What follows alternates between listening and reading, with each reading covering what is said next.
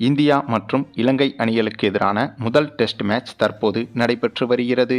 இந்த முதல் டெஸ்ட் போட்டியை பொறுத்தவரையில் இந்த இரு அணிகளும் எப்படியாவது வெற்றி பெற்றே ஆக வேண்டும் என்ற கடுமையான போராட்டத்தில்தான் களமிறங்கியது. அதற்கு காரணம், இந்தியா இலங்கை அணிகளுக்கு எதிராக 2 டெஸ்ட் போட்டிகள் கொண்ட தொடர் நடந்து வருகிறது.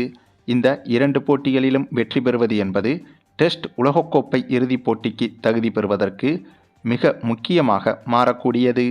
ஆகவே இந்த 2 டெஸ்ட் போட்டிகளில் வெற்றி பெறும் அணி டெஸ்ட் உலகக்கோப்பை புள்ளி பட்டியலில் முதல் 2 இடத்தை நோக்கி முன்னேறும். அதேபோல இந்த 2 டெஸ்ட் போட்டிகள் கொண்ட தொடரில் முதல் டெஸ்ட் போட்டியில் வெற்றி பெற்றால் அது 2வது டெஸ்ட் போட்டியில் வெற்றி பெறுவதற்கு மிகப்பெரிய தன்னம்பிக்கையை கொடுக்கும். ஆகவேதான் இந்த முதல் டெஸ்ட் போட்டியில் வெற்றி பெறுவதற்கு இந்த இரு அணிகளும் கடுமையாக போராடியது. அப்படிப்பட்ட போராட்டத்தில் இந்த முதல் டெஸ்ட் போட்டி தொடங்கி இந்திய அணி பேட்டிங் செய்ய முடிவெடுத்திருந்தது. அப்படியாக முதல் இன்னிங்ஸில் இந்திய அணி முதல் நாள் ஆட்டத்திலேயே சூப்பராக பேட்டிங் செய்திருந்தது. அதனைத் தொடர்ந்து 2வது நாள் ஆட்டத்தில் திடீரென மழை குறுக்கிட்டு போட்டியை தாமதமாக தொடங்க வைத்தது. அதுவும் மழை வந்ததால் பிச்சின் தன்மையும் மொத்தமாக மாறியது. ஆகவே 2வது நாள் ஆட்டத்தில் இந்திய அணி இன்னும் சிறப்பாக பேட்டிங் செய்யும் என்று எதிர்பார்த்த போது ஓரளவுக்கு நன்றாகவே பேட்டிங் செய்திருந்தது. ஏனென்றால் முதல் நாள் ஆட்ட நேர முடிவில் இந்திய அணி 288 ரன்கள் மட்டும்தான் எடுத்திருந்தது. ஆனால் 2வது நாள் ஆட்டத்தில் இந்திய அணி 462 ரன்கள் வரை எடுத்துவிட்டது. அதே சமயம் அனைத்து விக்கெட்டுகளையும் இழந்தும் விட்டது. அது மட்டுமில்லாமல் இந்திய அணி பேட்டிங் செய்ய களமிறங்கிய முதல் இன்னிங்ஸிலேயே இவ்வளவு ரன்கள் எடுத்தது என்பது மிகப்பெரிய சாதனைதான். பொதுவாகவே முதல் இன்னிங்ஸில் ஒரு டெஸ்ட் போட்டியில் 400 ரன்களை கடந்துவிட்டாலே அந்த அணி அந்த போட்டியில் வெற்றி பெறுவதற்கு வாய்ப்புகள் அதிகமாகும். அந்த வகையில் பார்த்தால் இந்த போட்டியில் இந்திய அணி 462 ரன்கள் வரை எடுத்துவிட்டது. ஆகவே இதனை சேசிங் செய்ய களமிறங்கிய இலங்கை அணி அதனுடைய முதல் இன்னிங்ஸில் ஓரளவுக்கு சிறப்பாக பேட்டிங் செய்யும் என்றுதான் எதிர்பார்க்கப்பட்டது.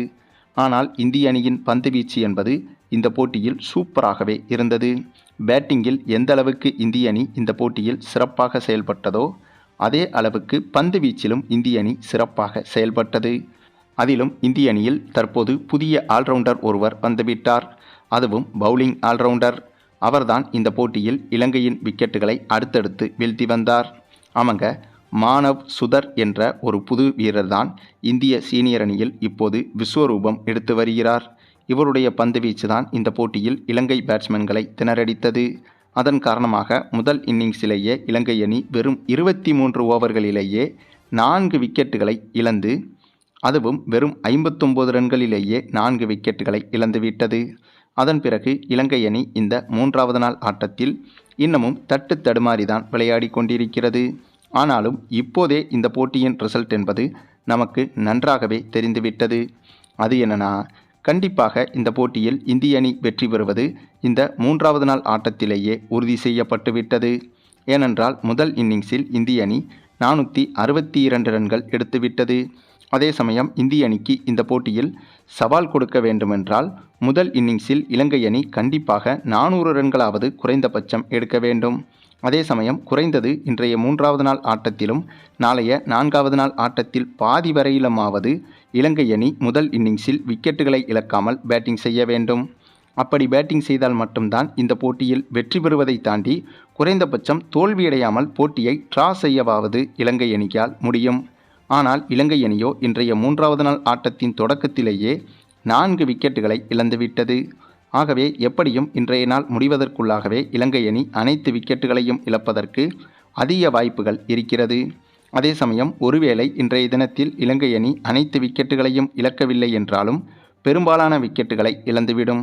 அதே சமயம் இந்த முதல் இன்னிங்ஸில் இலங்கை அணி 262 ரன்களுக்கு குறைவாக எடுத்துவிட்டால் மீண்டும் இலங்கை அணிதான் 2வது இன்னிங்ஸில் தொடர்ந்து பேட்டிங் செய்ய நேரிடும். அதாங்க, ஃபாலோ ஆன் என்பது வந்துவிடும். ஆகவே வெறும் 59 ரன்களிலேயே 4 விக்கெட்டுகளை இழந்த இலங்கை அணி இன்னும் 200 ரன்களுக்கு மேல் எடுக்க வேண்டியதாக உள்ளது. ஆகவே அவ்வளவு ரன்களை இலங்கை அணி அடுத்த 6 விக்கெட்டுகளுக்குள் எடுக்குமா என்று கேட்டால் அது மிகப்பெரிய சந்தேகம்தான். ஆகவே எப்படியும் இன்றைய 3வது நாள் ஆட்டத்தில் இலங்கை அணி 200 ரன்களுக்கு உள்ளாகவே அனைத்து விக்கெட்டுகளையும் இழந்துவிடும். ஒருவேளை இன்றைய தினத்தில் ஆல் அவுட் ஆகவில்லை என்றாலும் நாளைய தினத்தின் ஆரம்பத்திலேயே ஆல் அவுட் ஆகிவிடும். ஆகவே அடுத்த 2 நாள் என்பது இலங்கை அணிக்கு மிகவும் சவாலாக மாறிவிடும். அதாவது அடுத்த 2 நாளில் இலங்கை அணி 2வது இன்னிங்ஸில் பேட்டிங் செய்து அனைத்து விக்கெட்டுகளையும் இழக்காமல் பேட்டிங் செய்ய வேண்டும். ஏனென்றால் நாளைய தினமான 4வது நாள் ஆட்டத்திலும் அதற்கு அடுத்த நாளான 5வது நாள் ஆட்டத்திலும் 2வது இன்னிங்ஸில் இலங்கை அணி எப்படியாவது விக்கெட்டுகளை இழக்காமல் தடுப்பாட்டம் மட்டுமே ஆட வேண்டும். ஆனால் 2 நாட்கள் வரை 10 விக்கெட்டுகளையும் இழக்காமல் இருப்பது என்பது மிகவும் கடினமான விஷயம். ஆகவே இதிலிருந்தே தெரிகிறது இந்த போட்டியில் இந்திய அணி இப்போதே வெற்றி பெற்று விட்டது என்று. ஒருவேளை இந்த போட்டியை இலங்கை அணி சமன் செய்ய வேண்டுமென்றால், அதாவது டிரா செய்ய வேண்டுமென்றால், அதற்கு ஒரே வழி எப்படியாவது இந்த முதல் இன்னிங்ஸில் இலங்கை அணி ஃபாலோ ஆனை தவிர்க்க வேண்டும். அதாவது முதல் இன்னிங்ஸில் இலங்கை அணி குறைந்தபட்சம் 263 ரன்களை எடுத்துவிட வேண்டும். அப்படி எடுத்ததற்கு பிறகு முதல் இன்னிங்ஸில் ஆல் அவுட் ஆனால் கூட அதற்கு பிறகு இந்திய அணி தான் பேட்டிங் செய்ய நேரிடும். அப்படி இந்திய அணி பேட்டிங் செய்யும் போது எவ்வளவு இலக்கை நிர்ணயிப்பது என்ற அழுத்தம் என்பது இந்திய அணிக்கு வந்துவிடும். அந்த சமயத்தில் இந்திய அணி குறைந்தபட்சம் அரை நாளிலிருந்து 1 நாள் வரையிலும் பேட்டிங் செய்துதான் ஆக வேண்டும். அப்படி பேட்டிங் செய்யும் போது மீதி இருக்கும் 1 நாளில் இலங்கை அணி 2வது இன்னிங்ஸில் பேட்டிங் செய்ய களமிறங்கி விக்கெட்டை இழக்காமல், அதாவது ஆல் அவுட் ஆகாமல் இருந்துவிட்டாலே இந்த போட்டியை டிரா செய்துவிட முடியும்.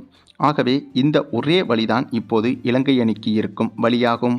ஆனால் இது ஒன்றும் அவ்வளவு எளிதான காரியமும் கிடையாது.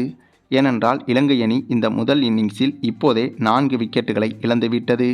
இந்த சூழலில் இந்த முதல் இன்னிங்ஸில் 263 ரன்கள் எடுப்பது என்பது இலங்கை அணிக்கு மிக மிக கடினமாகும்.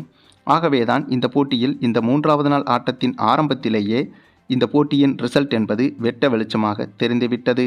ஆகவே எப்படியும் இன்றைய 3வது நாள் ஆட்டத்திலேயே தெரிந்துவிட்டது இந்த போட்டியில் இந்திய அணி வெற்றி பெறப் போகிறது என்று. ஆகவே இந்த ஒரு வெற்றி என்பது இந்திய அணிக்கு மிகப்பெரிய நம்பிக்கையை கொடுக்கும். அதே சமயம் டெஸ்ட் உலகக்கோப்பைக்கான புள்ளிப்பட்டியலிலும் இந்திய அணி மிகப்பெரிய அளவில் முன்னேற்றத்தை பார்க்கப் போகிறது. அதேபோல இந்த ஒரு வெற்றி என்பது அடுத்த போட்டியிலும் இலங்கை அணியை வீழ்த்துவதற்கு இந்திய அணிக்கு மிகப்பெரிய உத்வேகமாக மாறும். ஆகவே இந்த ஒரு போட்டியின் வெற்றி என்பது அடுத்த போட்டியில் இந்திய அணி வெற்றி பெறுவதற்கும், அதே சமயம் டெஸ்ட் உலகக்கோப்பை இறுதிப் போட்டியில் இந்திய அணி பங்கு பெறுவதற்கு டெஸ்ட் உலகக்கோப்பை புள்ளிப்பட்டியலில் முதல் 2 இடத்தை பிடிப்பதற்கும் இந்திய அணிக்கு மிகப்பெரிய பாசிட்டிவாக மாறியிருக்கிறது. அது மட்டுமில்லாமல் இந்த ஒரு தொடரை பொறுத்தவரையில் இலங்கை அணியை மொத்தமாக அடித்து துவம்சம் செய்து வருகிறது இந்திய அணி.